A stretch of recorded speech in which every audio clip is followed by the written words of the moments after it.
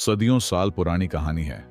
शहर से काफी दूर एक घने जंगल के करीब एक छोटा सा गरीब गांव आबाद था।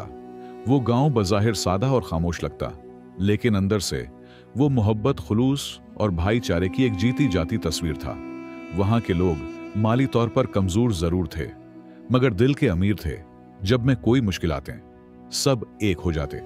एक की खुशी सबकी खुशी और एक का गम सबका गम होता। वो लोग एक दूसरे के लिए ऐसे जीते थे जैसे एक ही खानदान के अफराद हो। लेकिन उन्हीं सच्चे लोगों के बीच एक शख्स भी रहता था जिसका नाम जाबिर था। जाबिर बज़ाहिर एक आम चरवाहा था जो रोज अपनी भेड़ बकरियां लेकर जंगल की तरफ निकल जाता, मगर दिल का साफ ना था। वो चालाक, मकार और इज़माइश में डालने वाला इंसान था। गांव के लोगों की मोहब्बत, भूलापन और सादगी को वो कमजोरी समझता था। अक्सर औकात वो झूठी बातें घड़कर लोगों को इज़माता देखना चाहता कि क्या ये लोग वाकई मेरा ख्याल रखते हैं या सिर्फ दिखावा है। गांव के लोगों ने कभी उसकी चालों का बराह रास्त जवाब न दिया। वो उसे बर्दाश्त करते, उसकी मदद भी करते और हर बार सलीके से उसका लिहाज रखते हैं। उनका मानना था कि अगर हमने सख्ती की तो कहीं गांव का अमन खराब ना हो जाए। वो जाबिर की हरकतों को दिल पर न लेते, बल्कि दुआ करते कि शायद वो भी एक दिन बदल जाए। यही उनके खुलूस की अलामत थी। एक दिन जाबिर अपने कुच्चे घर के अंदर एक कोने में चुपचाप बैठा सोचों में गुम था।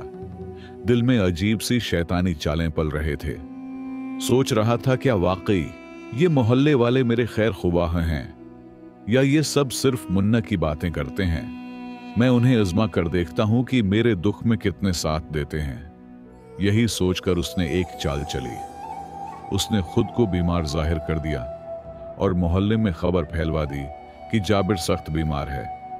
यह सुनकर गांव वालों के दिलों में फिक्रमंदी जाग गई। सबने एक होकर मशूरा किया कि जाबिर की तीमारदारी करनी चाहिए। अगले ही लम्हे वो दवा, फल और दुआएं लेकर जाबिर के घर पहुंचने लगे। औरतों ने खाने बनाकर भेजे और बुजुर्ग दुआएं देने आए। मोहल्ले के लोग खुलूस दिल से उसकी अयादत करते रहे। 2-3 दिन तक रोजाना कोई ना कोई उसके हाल पूछने उता और जो भी बन पड़ता वो करते। लेकिन जाबिर, जिसने खुद ये झूठ बोला था, उसका दिल फिर भी मुतमईन ना हुआ। एक दिन जब सब लोग चले गए तो जाबिर ने अपनी बीवी से शिकायत करते हुए कहा, ये सब लोग सिर्फ जबानी हमदर्दी करते हैं, किसी ने कुछ पैसे तो दिए नहीं, बीमार को थोड़ा बहुत नकद ही देते थे। बीवी ने हैरत से उसकी बात सुनी और नरमी से समझाते हुए कहा, तुमने खुद कब किसी के दुख में पैसे दिए हैं? लोगों ने तो उसके बावजूद तुम्हें इज्जत दी, दुआएं दें और तुम्हारे दरवाजे तक, ए जब कि तुमने उनसे कभी नरमी से बात भी नहीं की। लेकिन जाबिर के दिल से नाशकरी का जहर ना निकला और यही रवैया अक्सर इंसान को ऐसी सजा तक पहुंचा देता है जहां उसे ना हमदर्दी मिलती है न इज्जत। 2-3 दिन गुजरने के बाद मोहल्ले में एक नई खबर फैल गई कि जाबिर तो दरअसल बीमार था ही नहीं, बल्कि उसने सबको आजमाने के लिए झूठ का सहारा लिया था। जब ये बात महल्ले वालों को मालूम हुई तो सबके दिल दुख से भर गए। वो सब जो खुलूस नियत से उसके पास ये थे, जिन्होंने उसकी दुआएं मांगी थी, उन्हें बहुत अफसोस हुआ। मोहल्ले के कई लोगों ने जाबिर से बात करना बंद कर दी। कुछ ने दिल में नाराजगी छिपाए रखी, मगर उसकी इज्जत करते हुए जबान पर कुछ न लाए। गांव का सुकून तो बाकी रहा, मगर दिलों में एक तलखी पैदा हो गई। एक दिन जाबिर हसब मामूल अपनी बिकरियां लेकर जंगल की तरफ निकल गया। मौसम साफ था, फजा खामोश और शाम होने को थी, मगर निदामत के बजाय आज जाबिर के दिल में फिर वही पुरानी चालाकी जाग उठी। उसने सोचा कि आज एक नया ड्रामा करूं, ताकि देखो लोग अब भी मुझ पर वैसे ही भरोसा करते हैं या नहीं।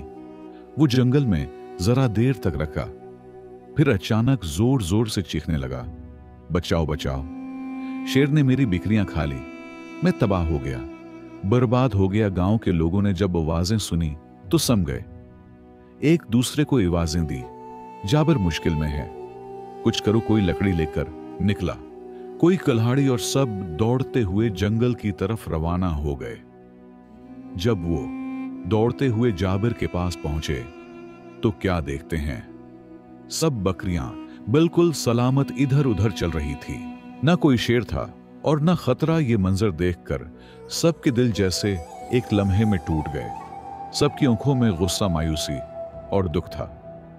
एक बूढ़े शख्स ने आंखों में आंसू लिए कहा, जाबिर, हमने तुझे भाई समझा था, तूने तो हम सब की मोहब्बत का मजाक बना दिया। जाबिर हंस रहा था और सब लोग गमज़दा और गुस्सा होकर वापस मुड़े। कुछ दिन गुजरे थे कि जाबिर ने एक बार फिर अपने पुराने चाल दोहराने का इरादा किया। रात के वक्त जब गांव पर खामोशी छाई हुई थी तो अचानक जंगल की तरफ से जाबिर की फिर से चीखें बुलंद हुईं। उसकी आवाज में ऐसे घबराहट थी कि गांव वाले एक लम्हे को फिर तड़प गए। आखिर इंसानियत भी कोई चीज होती है, वो सोचे बगैर जो जिस हाल में था जंगल की तरफ दौड़ पड़ा। लेकिन जब सब लोग जंगल पहुंचे तो वही पुराना मंजर उनके सामने था। फजा पुरस्कून थी और जाबिर कह के लगा रहा था। वो हंसते हुए बोला, अरे यार, मैं तो मजाक कर रहा था।